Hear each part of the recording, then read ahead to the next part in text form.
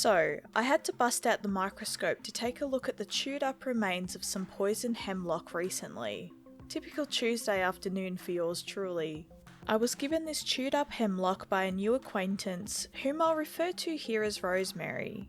She'd heard through a web forum that I'm something of an enthusiast when it comes to the supernatural, paranormal, generally weird shit, and wanted me to inspect the sample for, well, any of the above. Hemlock, if you weren't aware, is a delightful little white plant in the carrot family, and eating it will win you everything from dry mouth to muscle death to respiratory failure. Nothing special next to most of what's in my collection, but the story attached to the sample, now that's something else entirely. I've included below the transcript of my interview with Rosemary. What follows below is her account of the culinary chaos and why the hemlock sample in my study shouldn't exist. Rosemary's account. You can think I'm a bitch all you want, but you're not the one who had to live with him.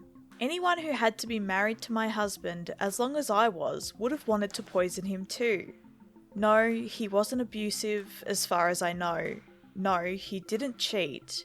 Though, looking back, there were a few late work nights that might have roused my suspicions. But honestly, if it was just cheating, I wouldn't have cared.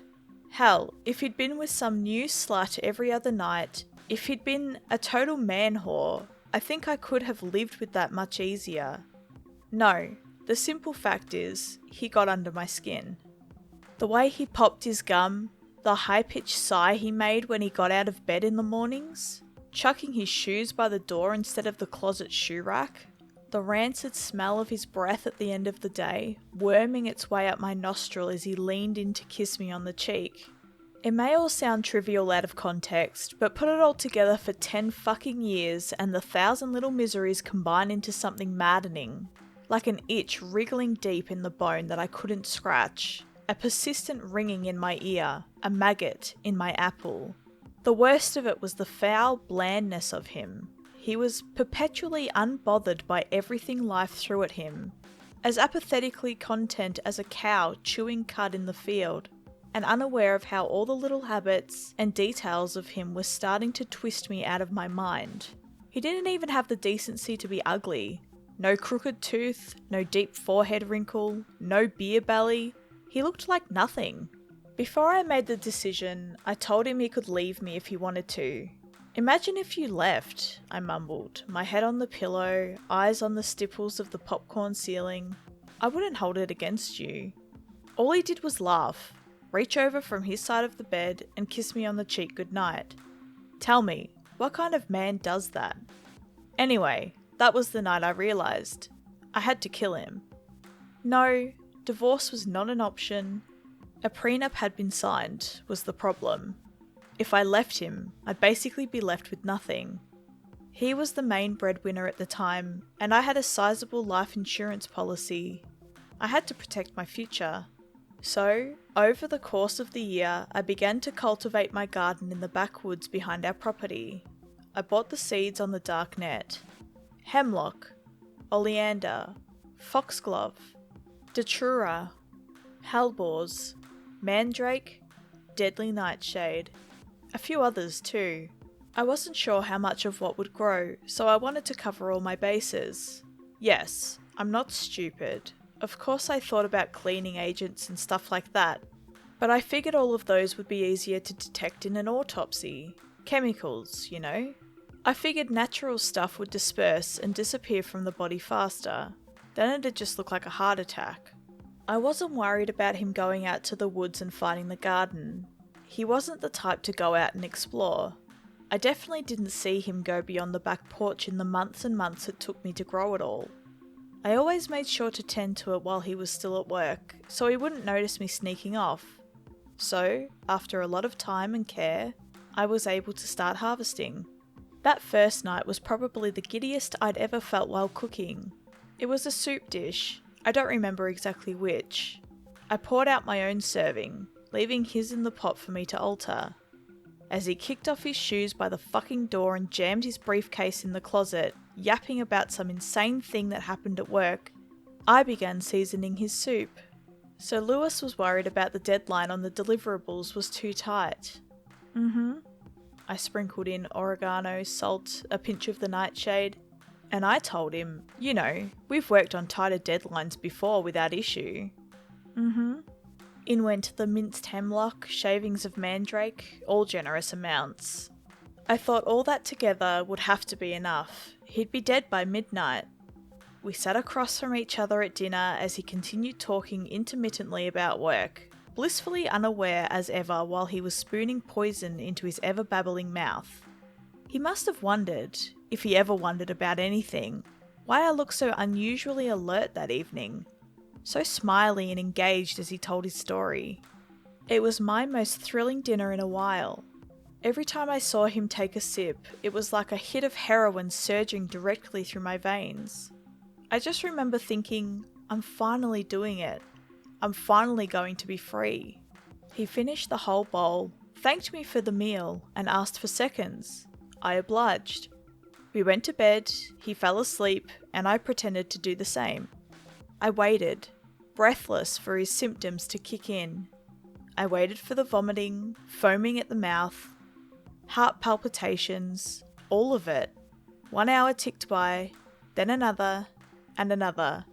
I wriggled over and pressed close to his chest like I was cuddling, trying to figure out if his heart had simply stopped in his sleep. But nope, it was beating strong as ever, and he slept like a baby all the way until his alarm chimed with the sunrise. I was just stupefied when he walked out that morning for work, looking right as rain, same brain-dead smile as he kissed my cheek and told me goodbye.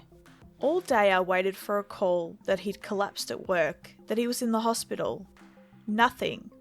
As if all my months in the garden, all the things I'd stirred into his bowl, had never existed. I figured I must not have used enough after all. So later, I went collecting from the garden again. This time, everything. I knew I couldn't cook soup again, that might seem suspicious, so I made stew instead. When I say I threw in everything to his portion, I mean everything. Along with the nightshade, hemlock, and mandrake. I added enough datura seeds to make his brain pop like a bubble and crushed every bit of the hellebores into a powder to add. Plus all the oleander, hell, everything. Just everything. And then I had to throw in spices from my kitchen to mask the taste. Again, we were sitting across from each other at the table, and he was happily wolfing the stuff down. Taste alright? I asked him, picking at my own meal. Delicious as ever, he said. Actually, this is my favourite thing you've made in a while. This a new recipe? Yup. Nice, you should definitely make it again. Another night spent waiting for him to die. Nothing. He didn't so much as shiver. When he left for work again the next morning, I was racking my head for answers.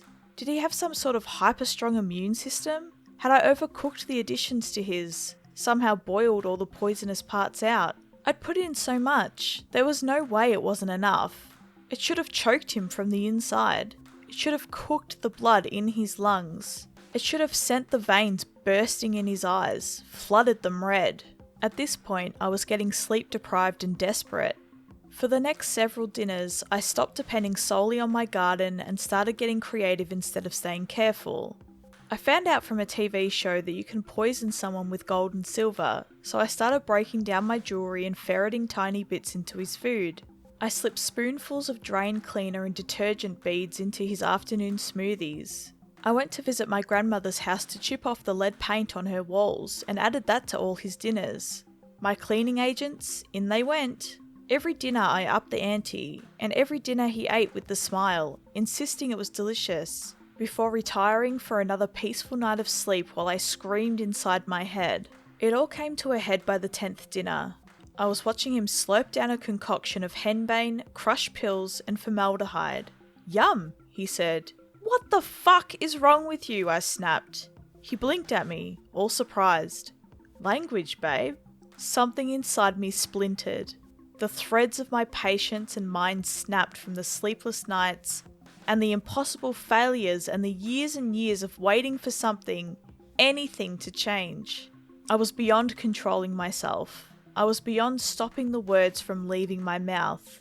You just keep eating it, I said, choked. Eating it all, and nothing happens. How do you keep eating it? Why won't you say anything? I'm barely able to do anything about the taste anymore. Don't you taste it? Don't you feel it? Why the fuck are you acting normal? My husband didn't say anything. He just stared at me from across the table. And then this slow, lazy smile spread across his face. What? I rasped. I'd never seen his face look like that.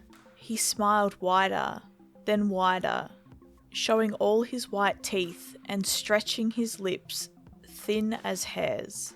Then his jaw, it unhooked. Slack. I watched, frozen, pinned to my seat as the man I'd been married to for 10 years thrust his arm down his own mouth all the way past the elbow. He didn't break eye contact with me as he reached in deeper and deeper. He stopped, and I heard a wet squelch. He began pulling his arm back out, and gripped in his hand was something round and pink and fleshy, trailed by ropes of misshapen, bloody tubing. It quivered in his hand, gurgled. I fought down the bile rising in my throat as he slapped the organ down on the table, the intestines still hanging out of his gaping mouth, yellow fluid seeping into the white tablecloth, leaking from the corners of his lips. The air swelled with the smell of rotten meat. He grabbed the knife to his right, plunged it into the smooth tissue of the organ and sliced it open. He reached into the newly made slit and began picking things out, plopping them onto the table for me to see. Chewed up hemlock, blue detergent beads, little black datura seeds, paint chips, foxglove leaves and petals, specks of gold. One by one he plucked each poison and toxin out that I'd fed him over the last several days. All of it, pristine, undigested. Finally, he picked out a leaf of deadly nightshade and flicked it right onto my cheek. I think that's when I finally screamed out loud. I leapt out of my seat and ran, just ran. Behind me, I could hear him laughing, a low wheeze dampened by the innards choking his mouth. I couldn't think, couldn't speak, couldn't breathe. I just grabbed my keys off the counter and bolted to my car, that horrible laugh dogging me the whole way.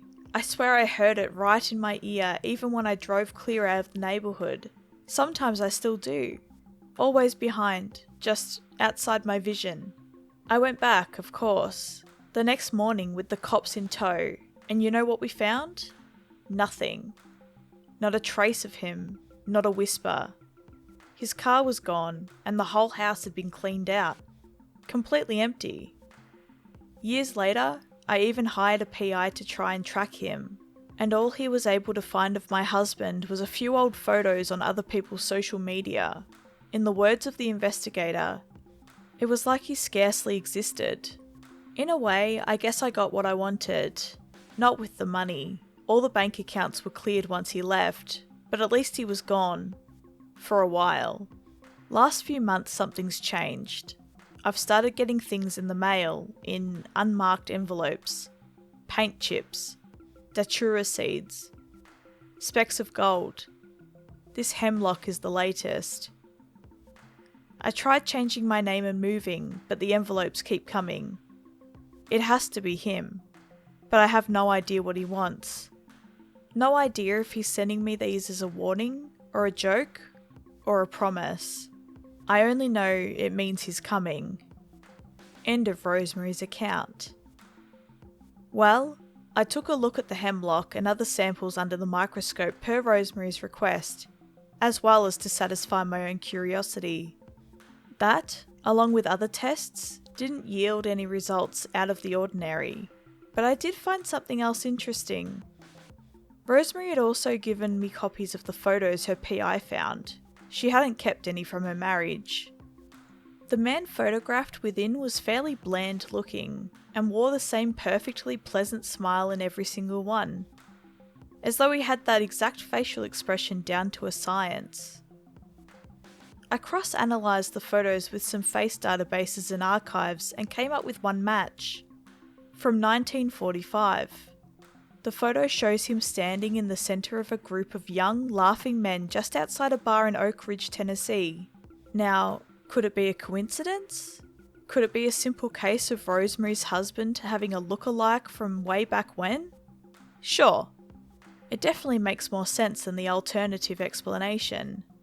But it's the smile. That same perfectly pleasant smile, frozen in black and white. Think I'll skip dinner tonight. Thank you guys, ghouls and girls for watching. Please feel free to connect with me on my Discord server, and if you want to watch me live, check out my Twitch channel. I am very active on both platforms and even have scheduled streams. I would absolutely love to see you there. Links to my other social media platforms are in the description below. Stay spooky.